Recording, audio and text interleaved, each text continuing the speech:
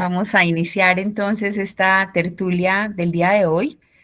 Mes a mes nos damos cita porque creemos en Jesús, porque entendemos que en Él está la plenitud de lo humano, porque estamos convencidos de que hay que seguir jalonando reino y más en esta coyuntura histórica atravesada por la crisis, atravesada por la guerra.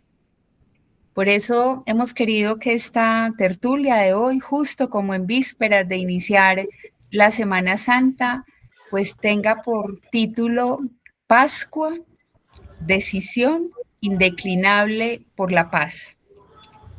Seguramente que aquí estamos todos los que estamos convencidos de que Jesús hizo ese camino de kénosis, hizo ese camino de ofrenda en libertad, convencido de que había que jalonar la paz, de que había que hacer posible ese mundo en el que todos nos sintiéramos hermanos y que, como nos lo recuerda el Evangelio de Juan, todos estuviéramos empeñados en ser uno. Esa que fue la causa por la que Jesús dio la vida, esa que es la causa por la que también todos nosotros seguimos empeñados en creerle a Jesús, es la que nos convoca hoy, la Pascua. La decisión indeclinable por la paz. Por eso, desde el Instituto Montaigne, los invitamos a que iniciemos, pues, como poniéndonos en las manos de Dios, poniendo nuestro mundo roto también en las manos de Dios y uniéndonos a esta canción en la que juntos seguimos pidiendo el don de la paz para nuestro mundo.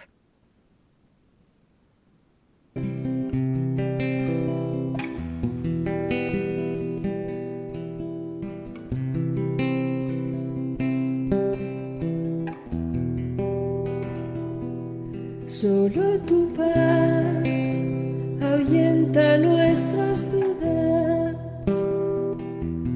solo tu paz alienta esta locura de vivir con esperanza, con dulzura y permanecer en ti en las amarguras.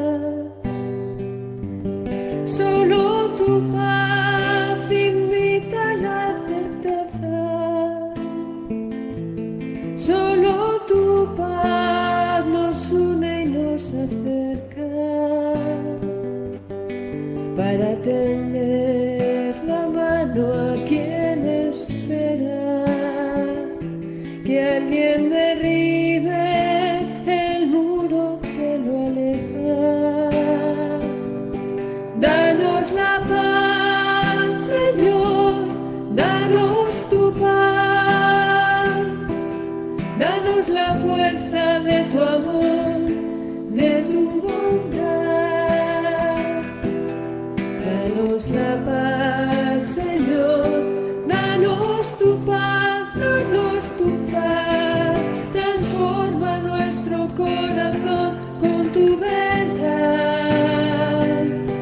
Danos la paz, Señor, danos tu paz, danos la fuerza de tu amor, de tu bondad. Danos la paz, Señor, danos tu paz, transforma nuestro corazón.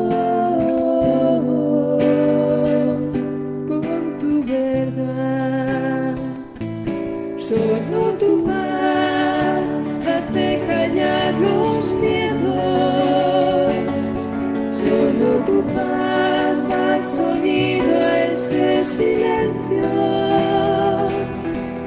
que nos llena y da sentido a los deseos, que nos guía poco a poco en tu sendero. Solo tu paz da oído a los lamentos, solo tu paz hace temblar cimientos, forjados de injusticias y atropellos.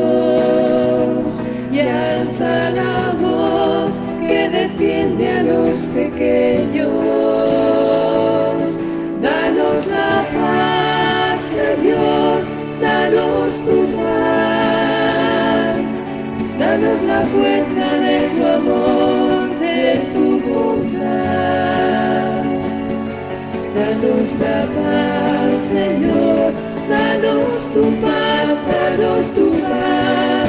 Transforma nuestro corazón con tu verdad. Danos la paz, Señor, danos tu paz. Danos la fuerza de tu amor, de tu bondad. Danos la paz, Señor, danos tu paz, danos tu paz. Transforma nuestro corazón con tu verdad. Señor, que nos dé su paz y que contemplarlo en esta travesía pascual nos obsesione a nosotros también con la vida, nos obsesione con la fuerza de la resurrección, nos haga creer en esa indeclinable necesidad de ser y sentirnos hermanos. Pidámosle esa gracia al Señor y disfrutemos de esta tertulia en la que nos acompañan dos queridos hermanos, dos queridos compañeros de camino. Le damos la palabra entonces a Felipe, que será quien nos presente estos hermanos y amigos con los que vamos a hacer esta travesía de esta noche. Muchas gracias, Madre Liliana, por la presentación y por esa bella canción que nos ha compartido. Para iniciar esta tertulia que la hemos denominado Pascua, opción indeclinable por la paz, nos va a estar acompañando inicialmente el padre Luis Guillermo Saraza de la Compañía de Jesús. Él es biblista, profesor de la Facultad de Teología y director de la Biblioteca de Filosofía y Teología de la Compañía de Jesús en la sede de la Pontificia Universidad Javeriana. Le damos la bienvenida al padre Luis Guillermo, que va a estar guiando esta primera parte de nuestra tertulia. Bienvenido, padre Luis Guillermo.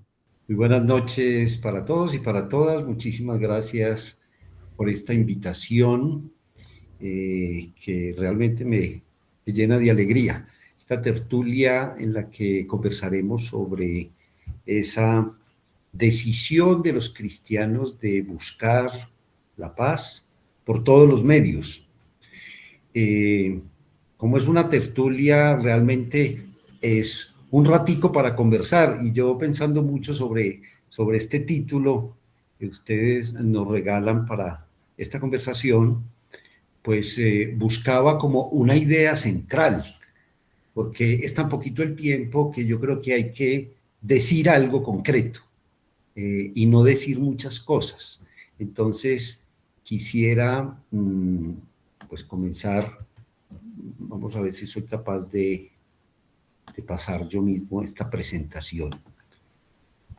Sí, quiero empezar con esta imagen. Esta imagen ustedes la conocen. Esta es una obra de Salvador Dalí, inspirada además por un dibujo de Juan de la Cruz, un dibujo, digamos, bastante extraño, porque era una mirada de Jesús en cruz desde arriba, desde arriba.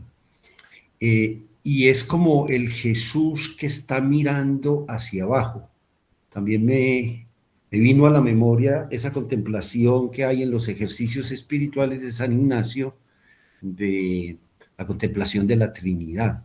Si miramos hoy el mundo atravesado, como lo decía Liliana, atravesado por las guerras, no quiero mostrar muchas imágenes porque yo creo que todas las tenemos en la mente y en el corazón, imágenes que son desgarradoras a propósito de la guerra, de tantas guerras que hemos vivido, y no solamente las últimas, no solamente la que estamos viviendo ahora, o las pasadas que empezamos a olvidar, como en Gaza, o la de Ucrania, que es olvidada por esta gran guerra en el Golfo Pérsico, o las guerras mundiales del siglo XX, o las guerras que yo creo que desde las cavernas el hombre ha emprendido con muy diversos instrumentos de muerte.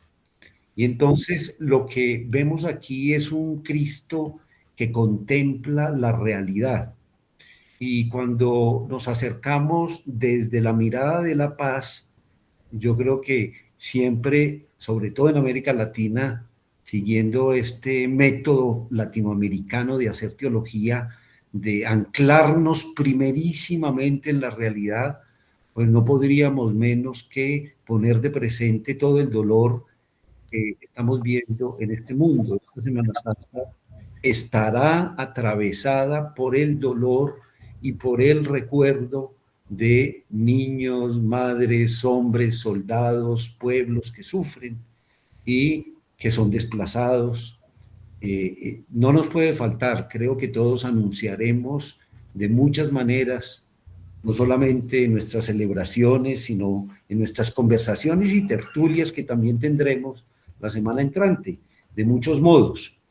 El dolor de la guerra no puede ser olvidado y por eso empezamos como con esa mirada hacia abajo, hacia la tierra.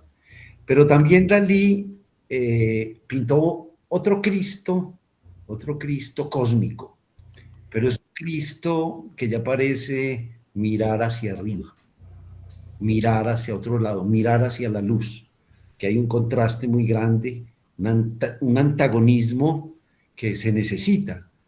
Cuando miramos el mundo, tenemos que poner la mirada en Dios, que es el espejo de esa posible paz, que es una aspiración, pero que también es un ideal. Yo quisiera poder dejar esta idea que les decía que tiene que ser una sola ideita para que conversemos, para que precisamente hagamos tertulia y que podamos partir de un elemento que me parece fundamental. Por un lado, tenemos entonces esa contemplación de la realidad en la que estamos viviendo. Y por otro lado, tenemos un deseo de paz, es decir, de acabar con todo el mal, de acabar con la guerra, de acabar con la injusticia. Digo la injusticia porque desde hace mucho tiempo los profetas veterotestamentarios nos decían que la paz es fruto, es un fruto, y es fruto de la justicia. Y entonces, por eso hay que hablar de la injusticia que se está viviendo en este momento. Los dos hechos, digamos, históricos, que podemos constatar en este camino que ya iniciamos en la Cuaresma, pero que concluye con ese recuerdo de la pasión para acercarnos a la resurrección y a la Pascua, que hoy deberíamos ponerla con Z, ¿no es cierto? La paz. Padre Guillermo, disculpe, lo interrumpo, me dicen que no se está viendo la presentación completa. Si podría ponerla para que todos podamos seguirla. Perfecto, ahí es. Le agradezco, muchas gracias, Padre. Muy bien, entonces, pues yo no creo que tenga que repetirla, pero hacía la carrerita entonces, ¿no? Creo que vamos. Los dos hechos constatables que tenemos de la vida de Jesús, de la vida terrena de Jesús, es su condena a muerte decretada por el Sanedrín.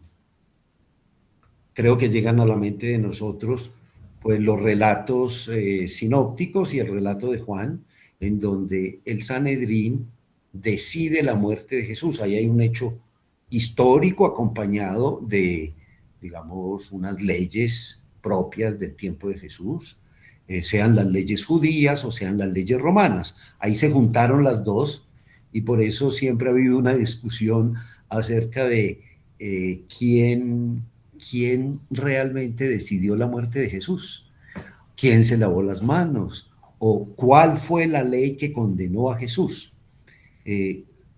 Creo que nos queda claro también a lo largo de la historia que hay una condena a muerte decretada por los mismos, por el mismo pueblo, y luego al final tenemos el sepulcro vacío. Muchos de ustedes, muchas de ustedes que han estudiado teología y muchísimo, saben que los relatos terminan en el sepulcro vacío, antes, mucho antes de la redacción de lo que llamamos las apariciones del resucitado, lo pongo entre comillas, ¿no? Las apariciones, por decir algo. Comentaré y ampliaré esto. Tenemos entonces estos dos hechos concretos. Ahora bien, yo creo que habría que decir, y para mí esta es la afirmación central que quiero poner en esta conversación, en esta tertulia, porque a mí me parece muy seria. Esta afirmación, hace muchos años que yo la leí en un libro que les recomiendo, que son las formas evangélicas de Dibelius, Martin Dibelius. Y quiero que se lea bien. Quien apoyado en la fe pascual estaba dispuesto a contemplar el hecho ignominioso de la sentencia condenatoria de Jesús como una victoria, ese era un cristiano. O una vez se le piden definir a un cristiano, y hoy en día podríamos ampliar una respuesta diciendo, bueno, cristiano es el que se bautiza. Bueno, cristiano es el que vive todos los sacramentos y después la confirmación y después la Eucaristía y completa su vida con otros sacramentos. Yo creo que eso está muy lejos de la real definición de un cristiano. Y aquí lo estamos poniendo obviamente en términos históricos de los testigos, o sea, de quienes fueron testigos de esa historia concreta, real en este planeta Tierra. Quien apoyado en esa fe pascual, es decir, el resucitado, estaba dispuesto a contemplar ese hecho de la sentencia de Jesús. ¿Y qué tiene ese hecho ignominioso? Pues la cruz y la muerte en cruz. Y quien veía en esa muerte en cruz una victoria que parece una contradicción, eso parece realmente una contradicción, una paradoja, la paradoja, como así que yo mirando al Cristo en cruz puedo decir, esa es la victoria. Ese era un cristiano. Yo podría afirmar con Dibelius hoy lo mismo. Es ver en la cruz la victoria. Es ver en el Jesús crucificado al victorioso. Nos llamamos cristianos porque seguimos al Cristo, porque reconocemos en Jesús al Cristo, porque entendemos que toda su vida, desde la anunciación hasta la resurrección, que es una vida que continúa. Yo creo que eso es lo que nos distingue de otras religiones y otra fe. Eso es lo que nos distingue verdaderamente. Es una victoria la cruz, la paradoja de la cruz. San Pablo lo elaboró de muchas maneras. San Pablo decía, por ejemplo, que el Cristo, perdón. Pablo es muy claro cuando hace estas elaboraciones y cuando menciona o a Jesús o al Cristo.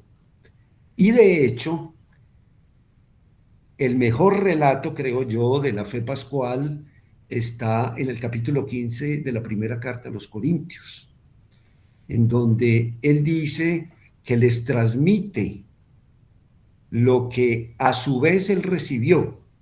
Pablo se hace un receptor de una fe que ya existía, una fe que le fue comunicada. En muchas ocasiones he repetido que Pablo tenía que conversar con los perseguidos, porque no es posible que se fuera en silencio 15 días caminando, alimentando a los mismos perseguidos para llevarlos a la cárcel y que no les dijera siquiera, bueno, se van a dormir o coman esto. Yo creo que conversaban mucho y hay muchos que afirman que ahí está el recorrido de la conversión de Pablo, los mismos perseguidos, y ellos fueron los que dieron cuenta de esa fe pascual. Continúa pues Pablo en la primera carta a los Corintios diciendo que Cristo, no dice que Jesús, dice Cristo murió por nuestros pecados y que Cristo murió y que Cristo resucitó al tercer día según las escrituras, catatas grafás, según lo que habían anunciado del Cristo mismo. Y luego empieza el anuncio de la fe pascual. Podríamos situar ahí el origen de la fe en la resurrección de Jesús. Y que fue visto, fue visto.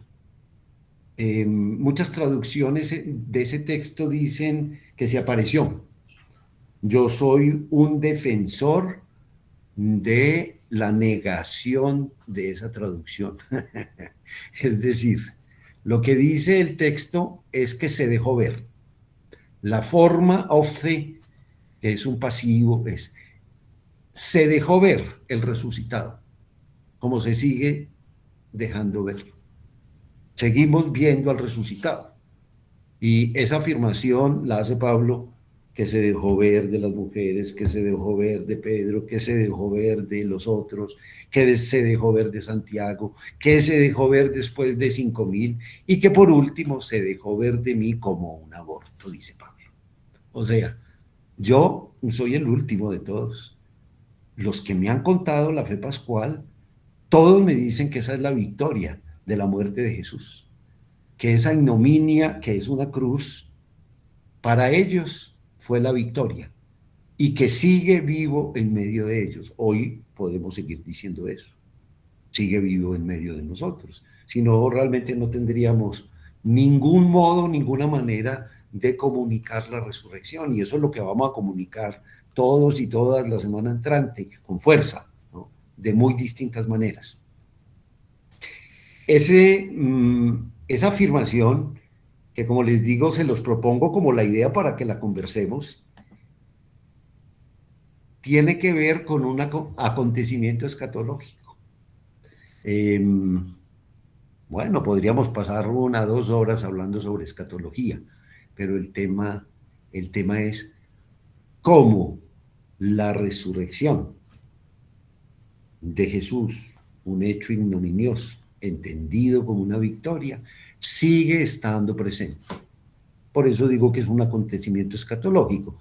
Sabemos que una de las grandes afirmaciones de la escatología es esa, y de la apocalíptica, con la que está muy emparentada, es ya, pero todavía no.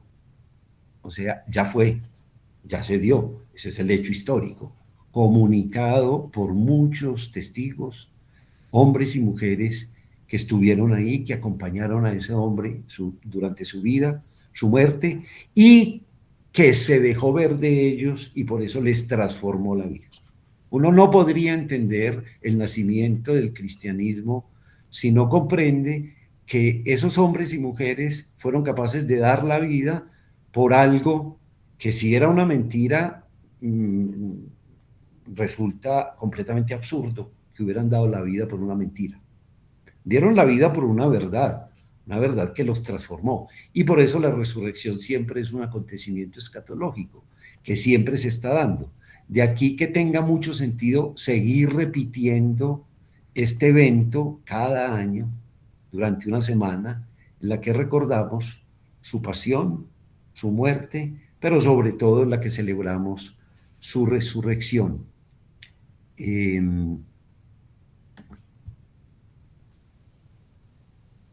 Yo quiero que en torno a esta idea, seamos capaces de conversar acerca de la paz. ¿Por qué seguir creyendo en la paz si estamos viviendo en un mundo que nos deja bastante desolados cada día? Yo creo que ustedes y yo vemos noticias y hoy en día estamos más informados que nunca acerca de lo que está pasando en todo el mundo. Y entonces, ¿por qué seguir creyendo en la paz? ¿Por qué seguir pensando que es posible que este mensaje de la resurrección de Jesús logre tocar los corazones de mucha gente para seguir intentando vivir la paz? Y no solamente nosotros los cristianos o los católicos, no.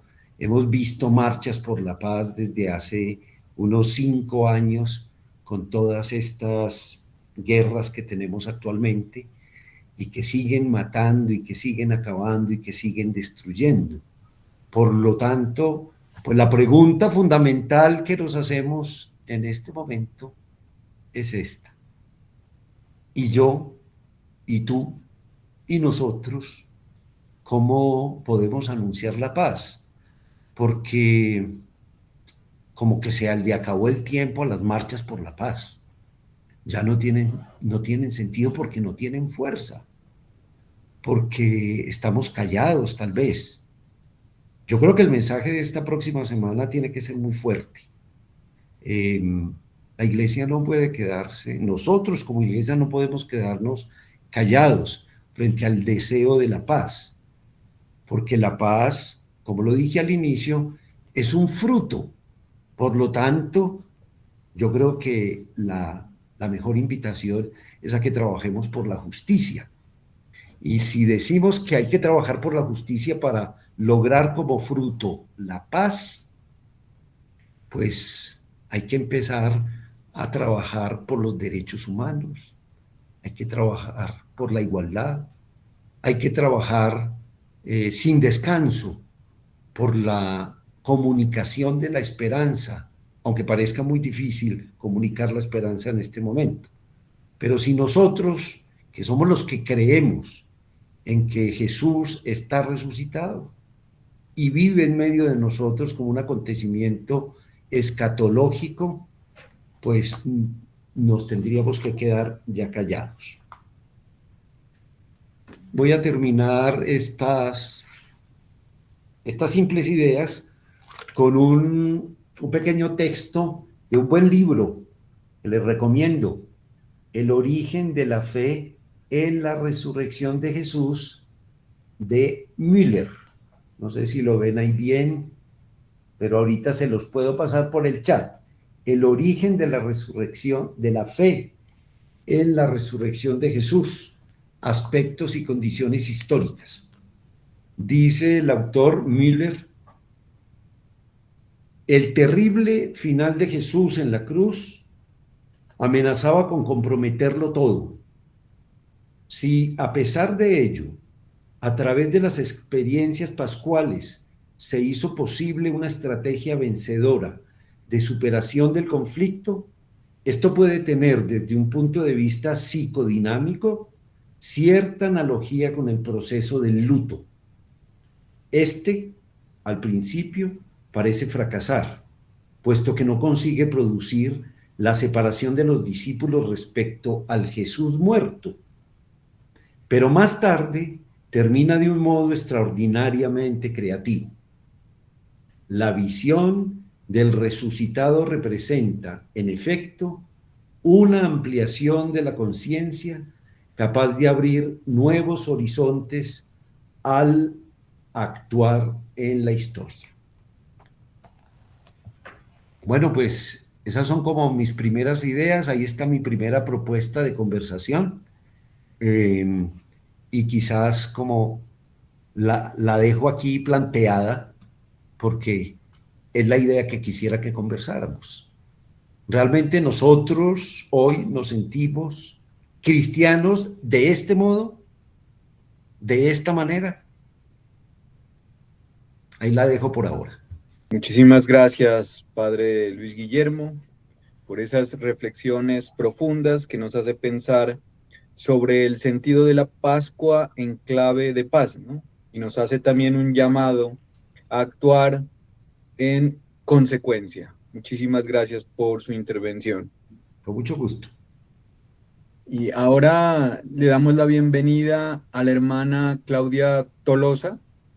Ella es religiosa de las Hermanas Esclavas del Sagrado Corazón en Colombia, es la rectora de este colegio y también es consultora de la provincia de las Hermanas Esclavas del Sagrado Corazón de Jesús. Hermana Claudia, le damos la bienvenida y muchas gracias por acompañarnos en esta tertulia. Un saludo para todos. Qué rico estar compartiendo con ustedes.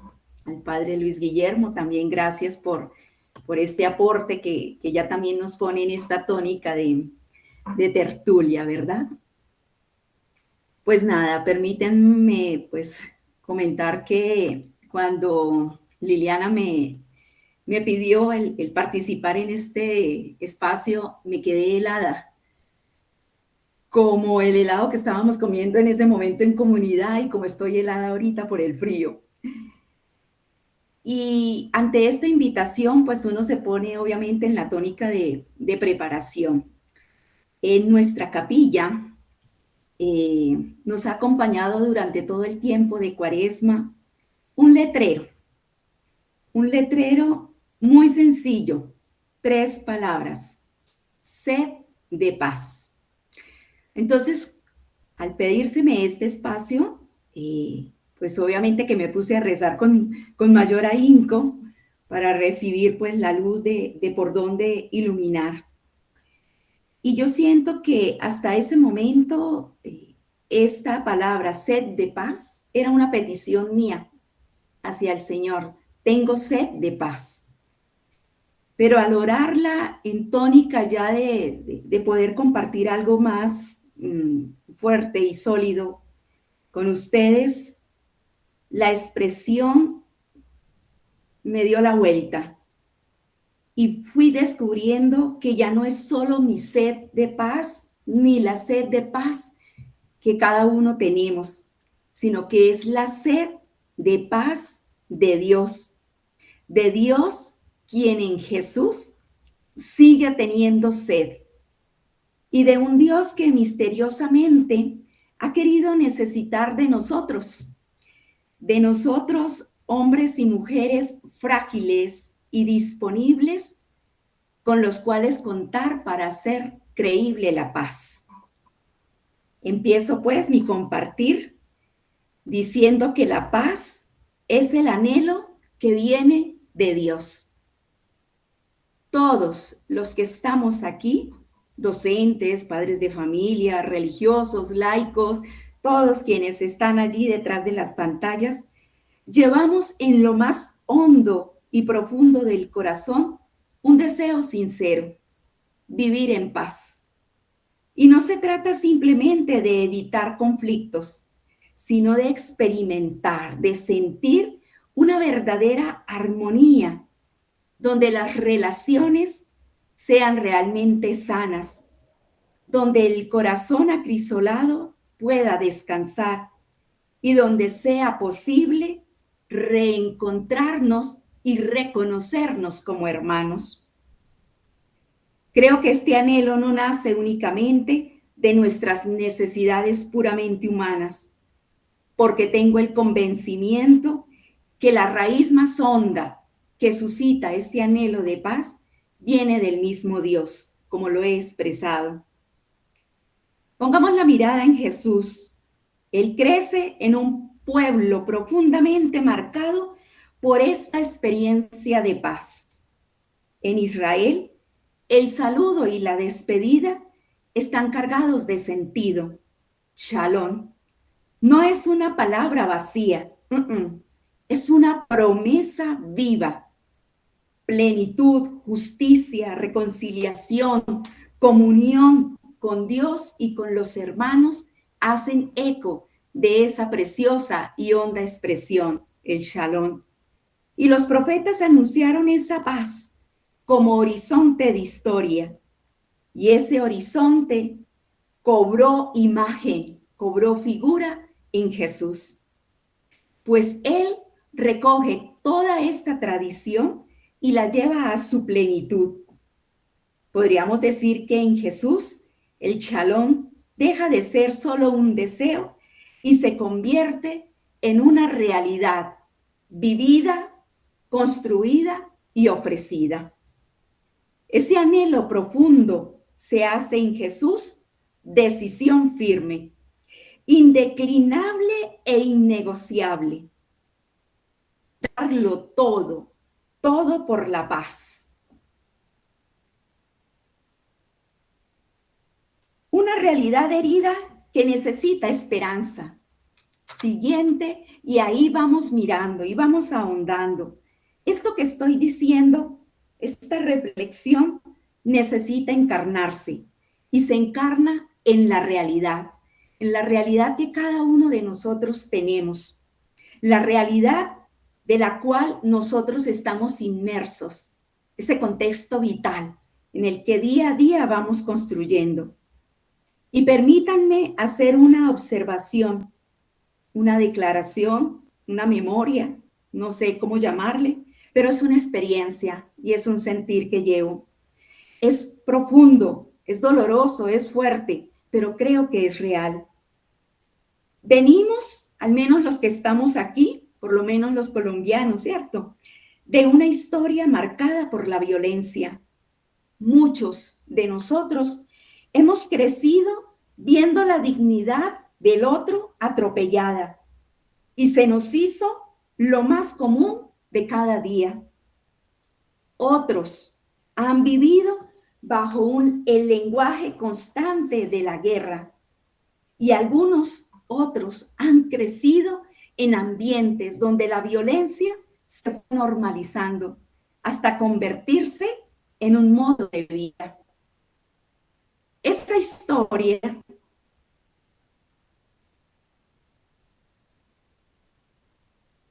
nos atraviesa, nos marca y muchas veces, sin darnos cuenta, se filtra en nuestras formas de hablar, en nuestras formas de reaccionar, en nuestras formas de relacionarnos.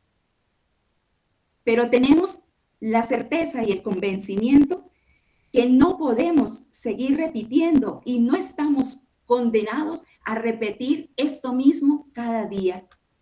¿Por qué? Porque en medio de esa realidad está Jesús, quien desde la sencillez de vida, pero con una radicalidad profunda, decide apostarlo todo por la paz. Jesús no responde a la violencia con más violencia, sino que responde con una entrega total que transforma y da sentido a la vida y a la historia misma. Por eso cobra fuerza esa exhortación que se nos dice en la carta a los Hebreos: tener los ojos fijos en Jesús. Estamos a las puertas de la celebración del misterio pascual y este es un tiempo privilegiado para aprender a mirar, no con una mirada superficial, sino con una mirada que brota de la contemplación, que brota del encuentro, que brota de la amistad profunda, honda, construida poco a poco con el Señor, desde la cual podemos salir transformados. Esa es la conversión. Y esto, el aprender a mirar a Jesús, contemplarlo, seguramente nos va a conducir al conocimiento interno de Dios en él. Como decía, vamos esperando las diapos, porfa. Como decía Santa Teresa de Jesús, solo os pido que le miréis. Mirarlo de verdad es dejarnos tocar por su manera de amar y proceder. En esta misma línea, el Papa Francisco nos recordaba que la violencia no es el camino y que la paz es una tarea posible, que se construye cada día en gestos concretos y en decisiones valientes. Vamos pues avanzando, nos metemos y estamos viviendo la Cuaresma. Contemplar a Cristo para aprender la paz, para aprender a ser paz, no solo a construirla, sino ser nosotros paz, que la paz se encarne en nosotros. Como cristianos, obviamente, hemos recorrido esta cuaresma con el anhelo de la conversión y lo hemos hecho llenos de esperanza y confianza, con la firme convicción de que en Jesús se encuentra la paz que tanto deseamos, anhelamos y buscamos. No solo como colombianos, sino hoy como humanos. Es el grito de la humanidad que clama paz, porque parece que la guerra está triunfando. Entonces, es en la humanidad toda que nace con mayor fuerza este deseo de paz. Pero este camino no es superficial. Por eso mirar a Jesús implica dejarnos confrontar por su vida, por su modo de vivir. Jesús, por la manera en que vivió, incomodó al poder político, al poder religioso, al poder cultural de su época, de su tiempo. El justo siempre resulta incómodo. ¿Por qué? Porque cuestiona, porque pone en evidencia otras formas de pensar y otras posibilidades de vivir, porque con su vida invita a la conversión real y concreta. Es su decisión de permanecer fiel hasta el final, y el final no es la cruz, ya lo escuchábamos, el final es la resurrección. Sin embargo, en esa travesía, en este itinerario, Jesús asume con mayor dolor y crudeza lo que es la traición, lo que es la calumnia, lo que es la mentira, el abandono y aún más lo que es la soledad. Y entonces nosotros podríamos decirnos, pero ¿por qué Jesús, si podía evitar el sufrimiento, si podía evitar la cruz, no lo hizo? Es la pregunta de tantos años y tantos tiempos. Y la respuesta es que sí, él podía evitarlo. Dios en él podía evitarlo, pero no lo hizo. ¿Por qué? Porque había una decisión que iba llena y cargada de fidelidad y de una decisión indeclinable. Por eso, la cruz, el misterio pascual, va siendo consecuencia de ese actuar y de ese vivir de Jesús. La decisión de él de cargar sobre sí mismo nuestro pecado para traernos y regalarnos la paz, el príncipe de la paz. Tal vez la más esperanzadora de todas las decisiones habidas y por haber, diría el dicho, porque es una opción que nos ampara, nos cobija y nos abraza a todos, sin excepción, porque nos une en un deseo común, la paz. Y aquí es importante también rescatar que en primer lugar no se trata de que en este camino de construcción de paz primero estén nuestras decisiones, como tampoco nuestras luchas o nuestras cruces o nuestro dolor. No, no es eso lo que contemplamos y no es eso donde nos tenemos que arraigar. Es la decisión del Señor, es su camino. Y lo primero a lo que somos invitados no es a actuar, sino a contemplar para aprender. En este sentido, creo que la espiritualidad ignaciana nos puede ofrecer una luz muy profunda para entenderlo.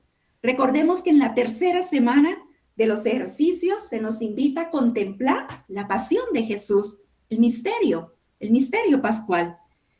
Y la petición que Ignacio propone es pedir, sentir dolor, compasión y lágrimas por Cristo, que por mí y por todos va a la cruz.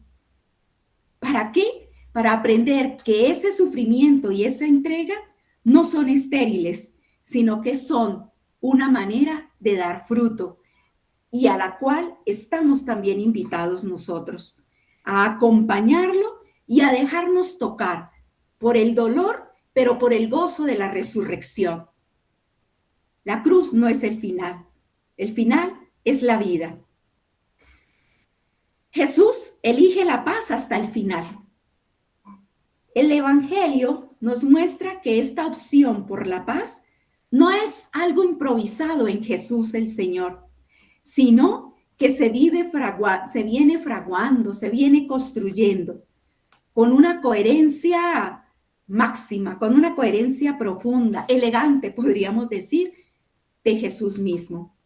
Como dice San Juan, habiendo amado a los suyos, los amó hasta el extremo y nos mostró que el servicio es más que el poder, que el saber vivir y el donar la vida en servicio a otros es más que la cruz y la muerte o incluso el mismo dolor.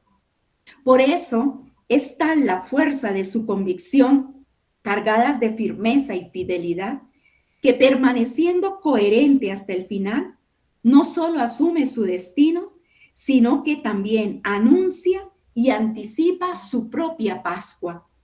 Y además, la osadía está en que nos invita, nos llama a aprender de él para hacerlo vida en nosotros.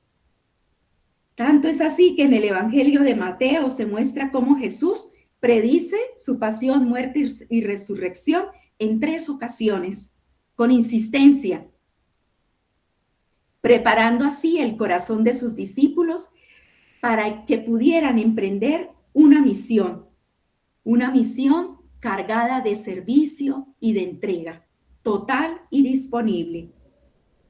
Vivir la Pascua en medio de la violencia significa no dejar que el odio tenga la última palabra. Significa resistir a la tentación de responder con la misma lógica del enfrentamiento. Significa creer, incluso en medio de la oscuridad, que el amor sigue siendo posible. No es nuestra decisión la que contemplamos primero en esta construcción de paz, sino la decisión del Señor. Por eso creo que en cada celebración eucarística se nos invita a ser puentes, artesanos de unidad, capaces de elegir la paz, incluso cuando más cuesta. Salir al camino inmediatamente, al camino del encuentro con el hermano. Pascua como revelación del amor fiel. La Pascua, por supuesto, es el centro del misterio de nuestra fe, el misterio del cristiano, porque en ella se revela plenamente quién es Dios. La paz que brota de la Pascua no es superficial, sino que es sólida, porque está fundada en la fidelidad de Dios a Jesús. La paz como don y tarea, ya para terminar. La Iglesia nos recuerda que la paz es al mismo tiempo don y tarea. Una tarea confiada. Ya desde el Concilio Vaticano se está insistiendo en que la paz es fruto de la justicia. Y el Papa Francisco en Fratelli Tutti insistía en que no se construye de un momento a otro, sino que es a través de procesos tejidos con diálogo, con encuentro y con paciencia. Por eso el Papa Francisco nos invitaba a ser artesanos de paz.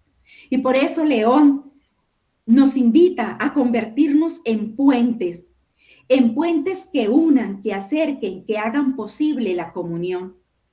Y mientras tanto, la belleza y la riqueza de la liturgia eucarística pone en nuestros labios, al inicio, en el acto penitencial y antes de comulgar, esta expresión preciosa y honda. Danos la paz. Señor, danos la paz. Por lo tanto, la Pascua no es solo un acontecimiento que celebramos o que celebraremos la próxima semana, sino que se tiene que convertir en forma de vida. ¿Por qué? Porque nos invita a permanecer en el amor, a sostener la entrega de cada día y a no retroceder ante la dificultad, mantenernos firmes como Jesús. Gracias, hasta aquí mi intervención. Y Muchísimas pues, gracias a usted, ahí nos unimos. hermana Claudia, por recordarnos con sabiduría y esperanza que estamos sedientos de paz, que es un anhelo que viene de Dios, una reflexión necesaria para este momento histórico que estamos viviendo. Y al llamado que la Pascua también es un espacio de construcción de paz.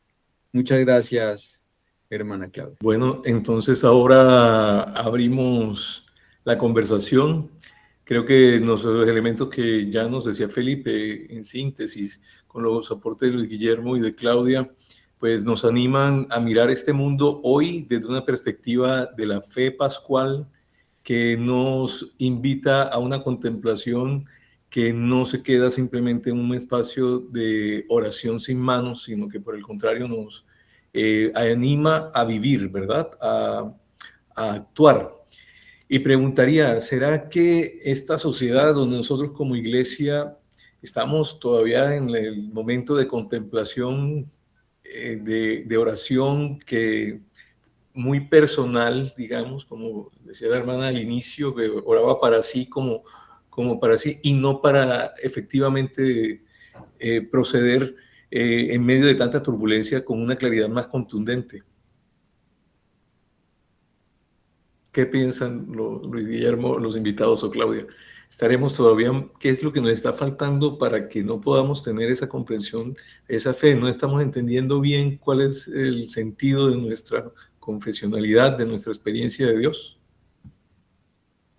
Yo sí creo que entendemos. Yo creo que todos entendemos. Todos sabemos inclusive por dónde es, pero nos da miedo. Yo creo que nos da miedo, hace falta profecía.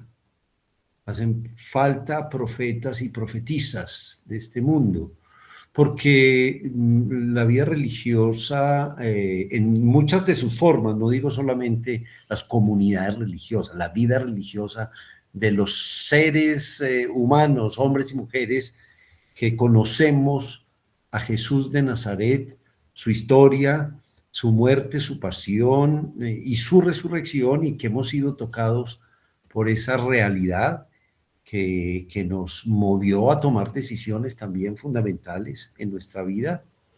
Después se acomodó, es decir, nos acomodamos, es que nosotros vivimos bien. Entonces, ¿para qué nos ponemos en problemas? ¿Para qué meternos en problemas si estamos viviendo bien con lo que hacemos, ¿no? En educación, en las parroquias inclusive. Hay muchos espacios apostólicos donde quizás se vive con más fuerza la profecía. Por ejemplo, quienes trabajan con los migrantes, quienes trabajan con los más pobres, quienes están en parroquias donde la realidad se toca a cada minuto, o quienes estamos también en la educación, en los colegios y en las universidades, y aún a veces en las oficinas dedicadas a la academia, o en las bibliotecas estudiando y escribiendo. Yo creo que hay muchos modos, pero me parece que nos falta fuerza en la profecía, que hay miedo, Déjenme decirles una cosa que de pronto puede causar un poquito de escozor, pero yo siento que la iglesia en este momento de la historia, y me refiero a toda la iglesia jerárquica y a todos, estamos muy dormidos. Estamos muy dormidos, sí, muy contentos, hablando de sinodalidad. Vengan todos junticos, vengan, caminemos junticos. Pero yo me pregunto, ¿dónde estuvo la presencia de la iglesia en la flotilla que iba a Gaza? ¿Dónde está la presencia de la iglesia denunciando con fuerza en todas partes? Desde la cátedra, desde el ágora, desde la universidad, desde el colegio, diciéndole a los niños y a los jóvenes lo que está pasando y cuál es la actitud de un cristiano frente a esta situación. Si queremos la paz, trabajamos por la justicia. Claudia también lo recordaba con fuerza, ¿no? Es la justicia lo que tenemos que buscar, porque la paz no es hagamos cositas de paz, es que la paz no se hace, es un fruto, repito, es un fruto. La paz se consigue si somos capaces de lograr la justicia. Y para eso tenemos que trabajar, como lo acabas de decir, Gustavo, es decir, no solamente la internalización por medio de la oración, de la reflexión, de la conversación, de la tertulia, etcétera, sino, a ver, nuestras manos, ¿qué hacen? Nuestras manos, ¿qué hacen? Entonces, yo pongo sobre la mesa también esa cuestión. Me parece que estamos bastante dormidos y eso puede terminar en un sueño y en un letargo profundo. Hasta aquí. Muchas gracias, Guillermo. Claudia. Sí, yo quisiera, estoy totalmente de acuerdo con el padre Guillermo en que nos falta profetismo, y yo le agregaría en que la humanidad de hoy es una humanidad muy frágil. Somos muy frágiles, nos rompemos fácilmente, ¿verdad? Unos a otros nos lastimamos, y esa fragilidad hace que nos cuidemos a nosotros mismos, que nos anquilosemos en nosotros mismos, y eso es lo que nos quita la posibilidad de ser osados en esa construcción, ¿verdad? En ese profetismo ardiente y arduo. Pero yo también estoy convencida que obviamente quisiéramos que la paz, ya la guerra terminara y listo, ¿cierto? Como que estuviéramos felices. Y el conflicto hace parte de nuestra realidad y naturaleza humana. La cuestión es cómo nos comportamos ante el conflicto. Nos defendemos nosotros mismos. Este es mi territorio, esto es, ¿no? Vamos a lo más pequeñito en nuestras casas, ¿no? Yo siempre digo, quien tiene el control de la tele tiene el poder en la sala. Por cosas tan sencillas, ¿verdad? Es que es ahí en lo cotidiano, es ahí en lo pequeño, en esos gestos pequeñitos. Padre Guillermo decía, ¿dónde está la iglesia en Gaza? ¿Dónde está todo esto? Yo decía, me estaba respondiendo, decía, está allá en los gestos pequeñitos, sencillitos, de quien se está entregando, de quien ante el dolor de su hermano es capaz de continuar presentando la noticia, llevando el agua, haciéndose presente, ¿verdad? O sea, sencillamente es desde ahí. Creo que esa es la gran apuesta. Y también creo que quienes tenemos de pronto opciones de vida consagrada desde el ministerio, nos falta mayor valentía. Ahí me uno también, mayor osadía, ¿no? Quizá el profetismo nos falta, nos acobardamos hoy fácilmente. Y bueno, habría que explorarlo mucho, pero por lanzar ideas también así como a vuelo de pájaro, ¿no? Muchas gracias. Pues como les comentaba en el chat, podemos escribir las preguntas, o si alguien quiere levantar la mano y hacerla de viva voz, muy invitados y muy acogidos para que también podamos dinamizar aún más la conversación. Preguntas o comentarios, ¿no? Sí. Adelante, Camilo. Bueno, ambos mencionaron el tema de la valentía. ¿Valentía para qué, puntualmente? Y bueno, me llama mucho la atención la frase de que con base en la fe pascual, el verdadero cristiano es el que estaba esperando la muerte en la cruz. Yo no sé si eso sea resignación o si nos puedes explicar un poco más sobre eso, padre Luis Guillermo. Por supuesto, aclaración. No era el que estaba esperando la muerte, sino el que vio después de la experiencia pascual, el que vio en la cruz la victoria. No es que estuvieran esperando la muerte de Jesús, no. De hecho, pues los discípulos inclusive, el mismo Pedro le dice a Jesús, no, que va, hombre, aquí todo bien, uno a la derecha, otro a la izquierda. Jesús mismo narra el Nuevo Testamento en los sinópticos que escapó de la muerte varias veces. Es decir, no estaba listo todavía. No, no es que estuvieran esperando la muerte.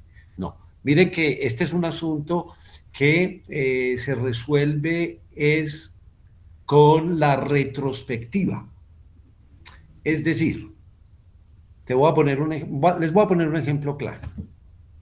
Nosotros avanzamos en la vida y creemos durante muchos años que un suceso de la infancia o de la adolescencia que nos haya marcado muy fuertemente, sea positiva o negativamente, fue el gran suceso y que ese suceso no se puede cambiar. Lo que se puede cambiar es la interpretación de ese evento. Entonces, por ejemplo, nosotros sanamos las heridas. ¿Qué es lo que hacemos precisamente en la vida espiritual? En la vida espiritual lo que hacemos es un recorrido de nuestra vida para sanar nuestra vida, porque nosotros no podemos ser agentes eclesiales heridos, porque no ayudamos, nos tenemos que sanar primero nosotros. Y entonces lo que cambia de ese evento, el evento sigue siendo el mismo, pero lo que cambia de ese evento es la comprensión de ese evento. En el caso de la cruz, es la comprensión de ese evento que sucedió. Nadie quería que lo mataran, y menos de esa manera. No, nadie quería, ni el mismo Jesús quería. Su última oración en el huerto es: si puedes, aparta de mí este cáliz, si puedes.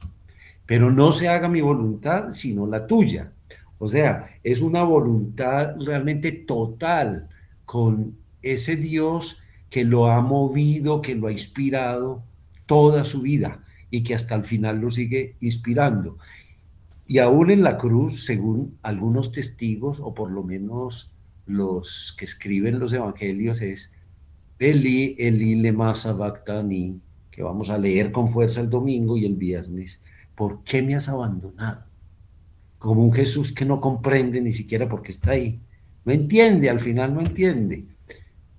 Entonces, se trata, Camilo, sobre todo de la comprensión de ese evento. La fe pascual comprendida desde la cruz como una victoria a la cruz, pero no antes, sino después. Ok. Gracias por tu pregunta, que es muy buena. Muchas gracias, Camilo. Claudia, ¿también quiere decir algo al respecto u otra persona que también quiera participar? Démosle la palabra a otra persona. A ver, ¿quién se anima? Yo me animo a preguntarle a Gloria Liliana Franco. Ah, bueno. Estábamos pensando lo mismo, padre. Me van a preguntar a mí. No, yo me animo a preguntarle porque pues todos sabemos la participación de Gloria Liliana con tantas personas de todo el mundo. ¿Cómo sintió? Yo sé que ahí hubo un evento casi pascual. Ahí hubo un evento pascual, ciertamente, pero ahí también se notaron las heridas, las dificultades, los retos, los miedos. Ahí aparecieron todos, ¿no? En general, después de este tiempo también, que yo creo que has tenido tiempo para discernir, es decir, pasar por el sedazo, todo eso, ¿tú cómo sientes este ambiente de iglesia buscando entender la resurrección y el papel nuestro profético en este mundo? Te voy a responder con una vivencia de hoy. Esta mañana me invitaron aquí a una hora de aquí, a Zipaquirá, a la catedral, a un encuentro en la catedral de Zipaquirá. Y estaba llena la catedral de Zipaquirá. Sacerdotes, laicos, religiosos. Y después de la intervención que me habían pedido, levantó la mano, cuando en el momento de las preguntas, la primera persona que levantó la mano fue un hombre de la calle, un mendigo que estaba ahí. Y planteó una pregunta sobre la misericordia. ¿Cómo ser iglesia misericordia?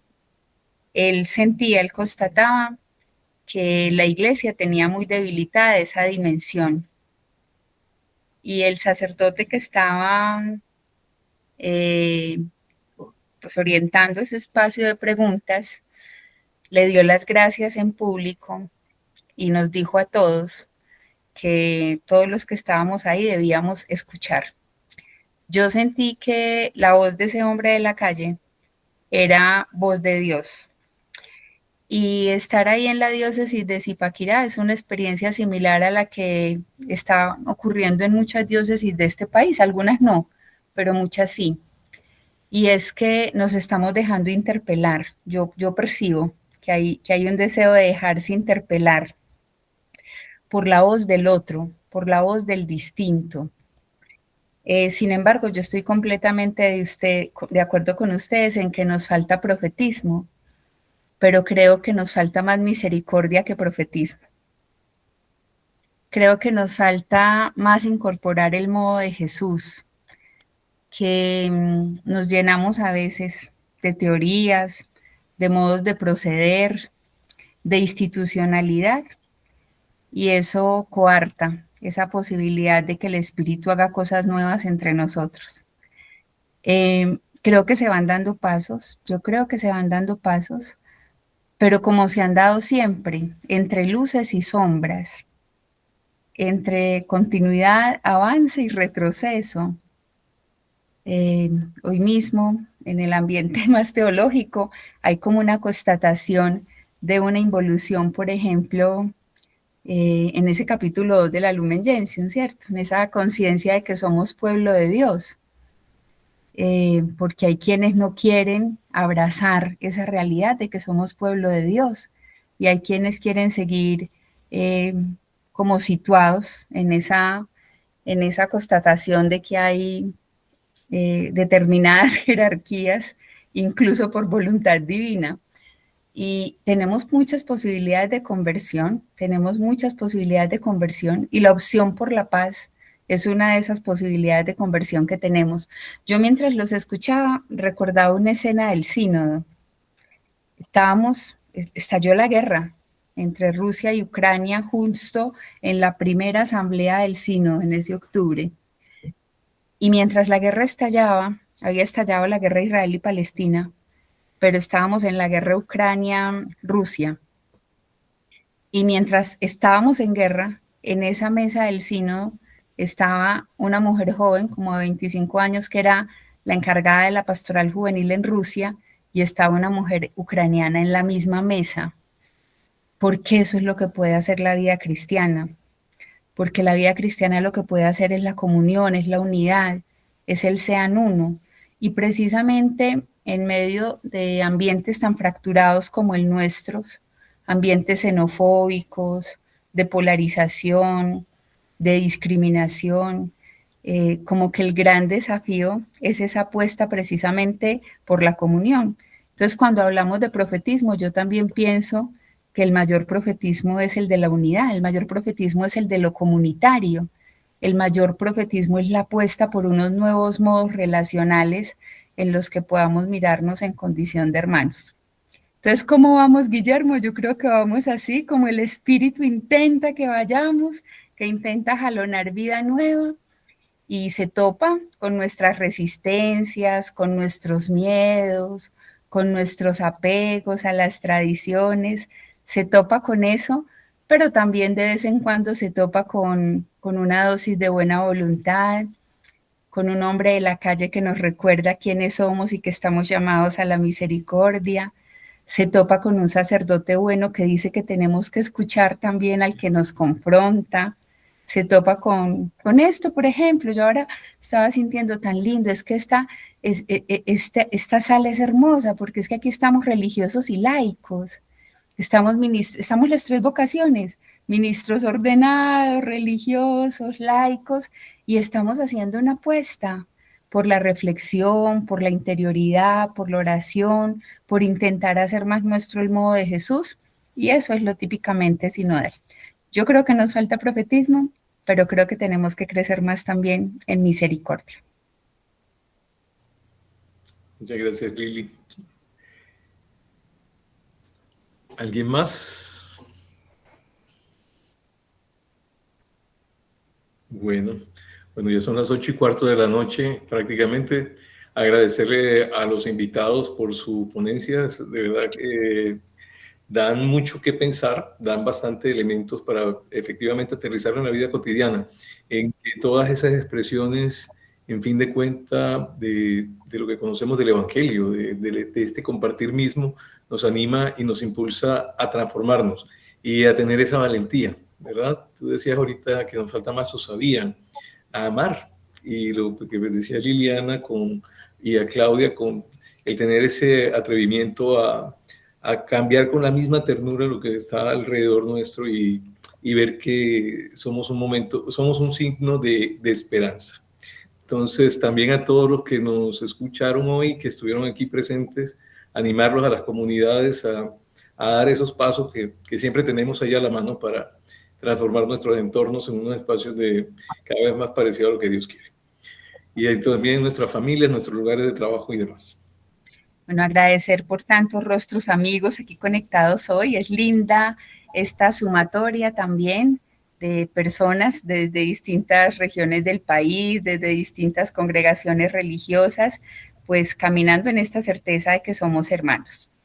Queremos invitarlos a dos espacios muy lindos. Uno, el 23 de abril, la CLAR va a hacer el lanzamiento de un libro en homenaje al Papa Francisco. Eso será a las 6 de la tarde. Todos nosotros somos iglesia que agradece esa bocanada de aire fresco que nos vino a través del Papa Francisco. Entonces, ojalá que podamos estar ahí acompañando a la CLAR en el lanzamiento de ese libro en homenaje al Papa Francisco. Y el 30 de abril estamos todos invitados a esta misma hora, a las 7 de la noche, a nuestra próxima tertulia del Instituto Montaigne, esta apuesta por el humanismo cristiano en la que caminamos juntos, religiosos, religiosas y laicos, convencidos de que lo que queremos hacer nuestro es el modo de Jesús. Que tengan muy buena noche, muchísimas gracias y de manera especial a Claudia y a Guillermo, estos dos grandes teólogos que nos han acompañado hoy, estos hermanos del corazón. Muchísimas gracias por estar aquí, por regalarnos un poco de lo que ustedes son, de sus intuiciones y sobre todo de esa experiencia profunda de Jesús que nos lanza a ser instrumentos de paz. Un abrazo a todos y muy buenas noches.